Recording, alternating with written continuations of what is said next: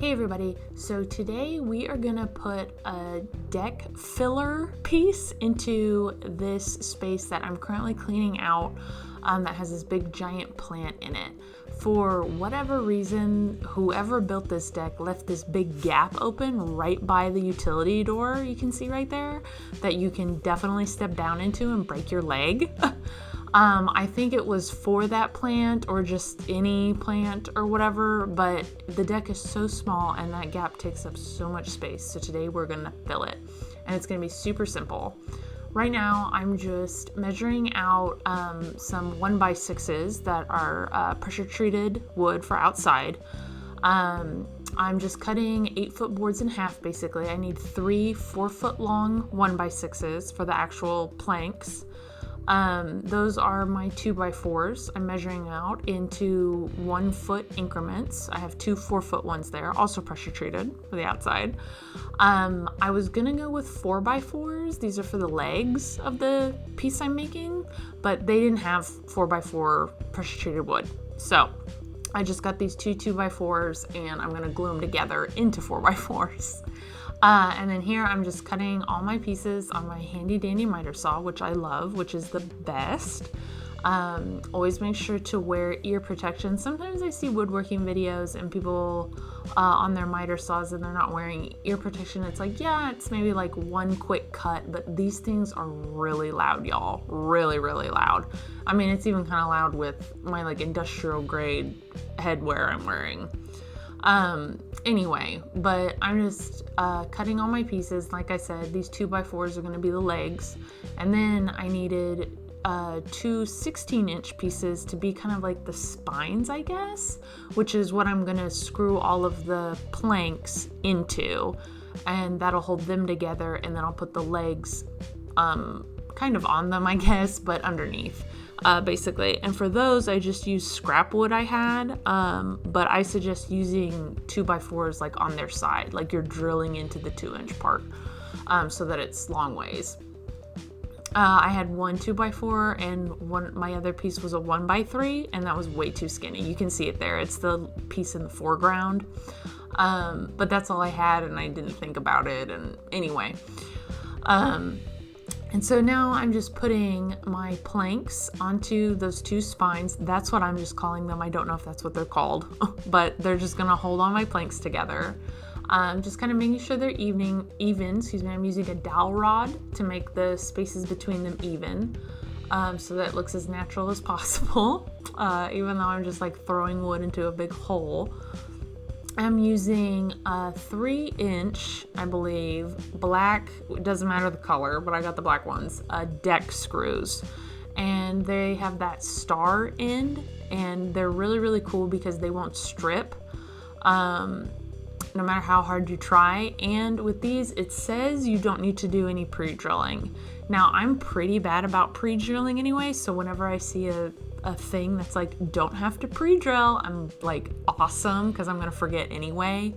But pre-drilling is really important for certain projects because you don't want to crack your wood, and that will help its longevity for sure.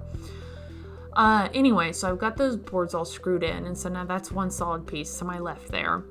And now I'm just taking all my little 1-foot 2x4 pieces and gluing 2 of them together and clamping them together. So I'll do that 4 times. And then waiting for those to cure a little bit for about 30 minutes to an hour is what I wait for until I handle them. And then here I'm just kind of like trimming those legs a little bit, just in case, you know, like they're not perfectly 1 foot each, just to make sure this thing sits as sturdy and as level as possible.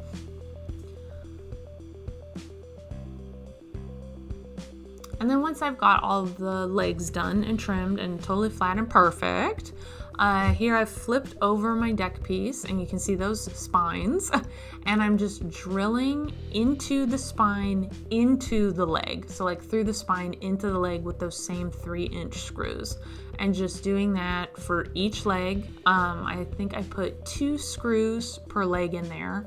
So be careful of the screws you put in through the deck planks. Make sure you miss those because they're all pretty easy to hit. It's not a lot of room. But I got lucky and I didn't hit any. So that was good.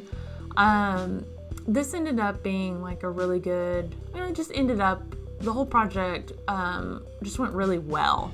Like everything fit nicely. In the end, when you see it looks pretty good.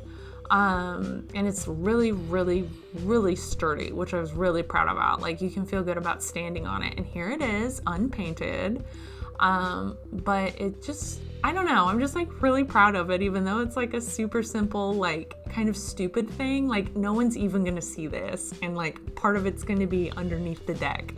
So like all you're gonna see is those top 3 planks. But like I even sit down on it right here. You can see my legs in a second. Because I'm just so proud. I'm like, oh, this is so nice. So anyway, I'm just really proud of it. And it's all thanks really to the miter saw because it cuts straight. I was using a jig for a really long time. But anyway, I stood up on it too, and it's super solid, and I'm very, very pleased with it. And so then all that was left was to, well, I did make sure it fit first, and then now I brought it back inside and I'm painting it. And so this honestly was the longest step, and this section here is about 3 minutes, about 2.5, 3 minutes if you just want to skip through this, and that's me speeding it up and cutting. Because like painting just takes so long. But really from just the measuring and the cutting part, that was like 10-15 minutes, and building it was like 20-25 minutes. So it was really, really quick. The longest things were waiting for that glue to dry so that I could pick up the legs and painting, and then waiting for the paint to dry, which was hours, of course. And really I should have left it like for a day, but I was too eager to drop it in, and I do a pretty thin coat, so it dried pretty fast for paint anyway. Anyway, but I'm just painting it the same color as my deck, which is, oh god, what is the color? Musky Sage. It's by Valspar. I got it at Lowe's. It looks really cute when it's dried. It goes on really dark, but it dries really nicely and pretty.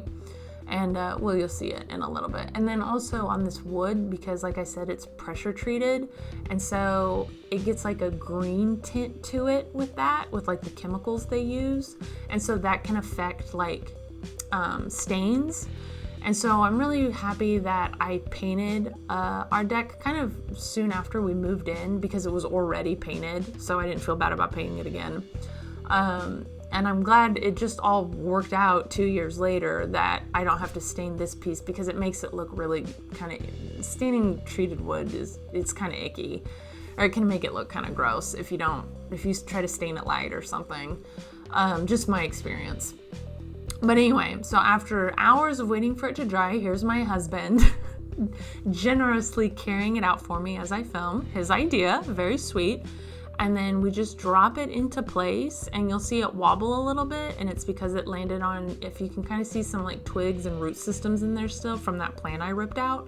And so we had to pop it back out real quick, and I cleared it out a little bit better and then put it back into place, and then it fit totally fine. And eventually it'll like, kind of wear into the ground and settle, and then it'll be super good. I'm planning on putting a potting bench on here, so we won't even really be using it to step on, but now it's like safer going in and out of the utility room, and it just looks more complete, even though it very much looks like a dropped in piece.